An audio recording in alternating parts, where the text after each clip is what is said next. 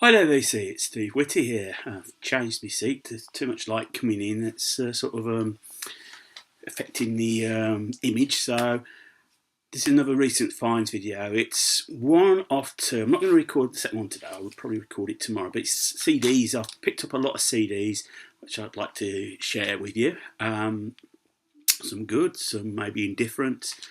But as I said a couple of videos ago, that I think the CD market's starting to has fallen a little bit. So if there's cheap CDs going, I'll pick them up.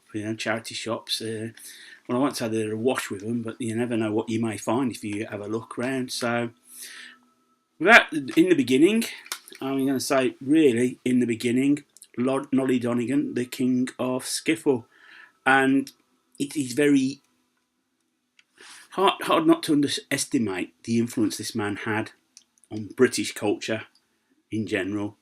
For those who are not aware, skiffle was basically it was basically like a folk, based on folk and blues. But the beauty of skiffle was that all you needed was a guitar, acoustic guitar, and what was called a tea chest bass, which is basically one wooden tea chest with a broom handle and one piece of string on it, and that acted as a bass.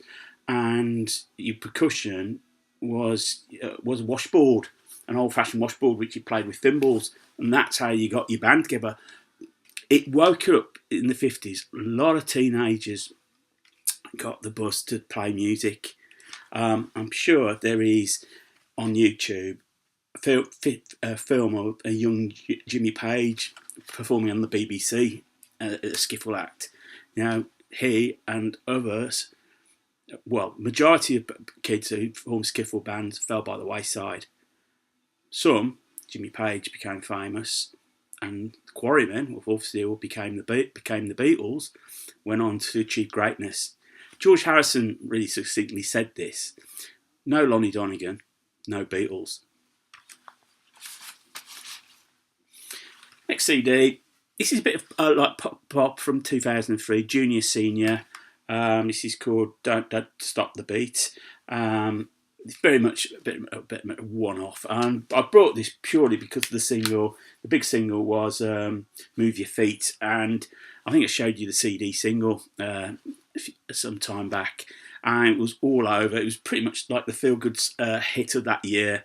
I know it made me feel better that year. There was I had a lot of bad stuff going wrong around that time, and it was one of the few things that cheered me up. This is Mungo Jerry. This is just one of these classed as Golden Giants best of CDs. There's 16 tracks on there.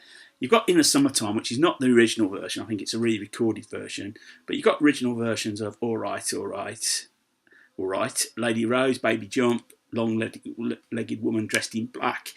You also got the original. Ray Dorset, who was the lead singer, wrote Feels Like I'm in Love, which a woman called Kelly Marie took to number one in 1980. So I was pleased to have that, because that's just like a bit of completion of stuff. I looked at it and I thought, well, Kenny Rogers. And I thought, nah, I ain't going to have that. And then I looked further and it's Kenny Rogers and the first edition. So I picked this up. It only cost me pennies. And it is literally, it's all the first edition stuff. It's none of his country stuff. Not that I've got really thinking against it. Probably wouldn't have brought a CD of it.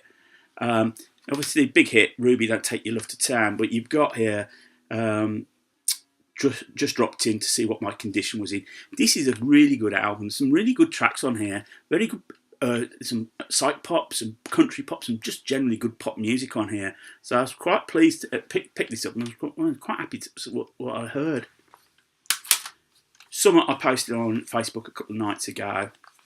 Rumour, this is Seasons of My Soul.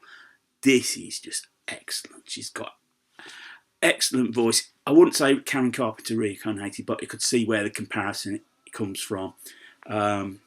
Smooth Silk, as I said on Facebook, on the Facebook group. Burt Bacharach contributes to this. There's just a whole lot, it's class oozing from this album. It's not. He probably 20 years ago probably wouldn't even considered buying an artist like this, but taste change. I was pleased to have that. Moving on, some more. This is New Order, Power, Corruption and Lies. Best known track would be Blue Monday on here, I believe. Well, Blue Monday came from the sessions. It actually isn't on the album. I haven't played this yet. Sort of like trying to pick up on my New Order. You can see by my lack of knowledge there that I've got a bit of work to go on. So pleased to pick that up. Hopefully will get me to buy some more. I don't know if some of you realise, but I do go to some events, and one of them's the Classic Album Sunday, which is a sort of like a big franchise. They do events all over America and in the UK, and I go to the one in Birmingham. And last month, the featured album was Alice Coltrane's Journeys in Sachin, or I think is how you pronounce it. And I must admit, I went and I listened to it. I was a little bit hungover from the night before. I had a very good night. But this really picked me up, and I enjoyed listening to it. How it works, the end is you play the album in full. But what they'll do is, but the guys who run the Birmingham one will build up a soundtrack of different types of tracks. So John Coltrane was on here, Love Supreme, and you got Will Downing as well. There was all sorts of tracks, and then you build up to listen to the full album, which I really enjoyed. So I went out and bought myself a CD copy of it. This is just the latest CD from Mojo magazine, 15 Floor Fillers from Mojo. You've got Mose Allison on here, King Curtis, who else? You may know, James Ray, McKinley Soul Mitchell. It's to do with the fact it's Roger Daltrey is the on the cover, and he's bringing out a new solo album. Basement Jacks, the singles. Which Where Your Head's At, Good Luck Romeo, pretty standard dance stuff, very popular at the time. Another CD that was very popular at the time. And I'm happy to get myself a copy of it. It's Björk's debut, first album. After she left the Sugar Cubes. This was award-winning. She won the Brit Best International Artist and Best Newcomer as well. Human Behaviour, Venus as a Boy, Big Time Sensuality. They're the big tracks on there. Mad as a Box of Frogs, but I do like her. This is Bush, Switchblade Suitcase. Razorblade Suitcase. Number one in America, as it says there. Bush, a classic example of a band from the UK that was bigger overseas. And they cut a lot of flack for it over the UK. It was like they were seen as Nirvana copyists and whatever, and they never got taken seriously over here. To be quite honest, never really stood a chance. This is probably their biggest album in the UK. Swallowed was the nearest thing they ever had to a hit single, and might just got in the top 40, to be honest. Cure's greatest hits. You know what? I've got very little Cure in my collection, so I was pleased to pick this up. This is the edition with the greatest hits, and then you got the acoustic version as well. Need to replace the case, it's a bit knackered. Recently showed Homework by Daft Punk. Now I've managed to pick up a copy of Discovery as well. You got One More Time, Digital Love, Harder, Better, Faster, Stronger. Again, I'll probably need to do something about this. This looks like somebody's been having a little bit of a play around with the cart in it. Doves, Some Cities. Doves, a band that apparently no longer together. This is probably one of their bit better albums. You've got Black and White Town, Snowden's on here as well. This is really. I saw them live a few years ago. I thought they were excellent. So pleased to have that.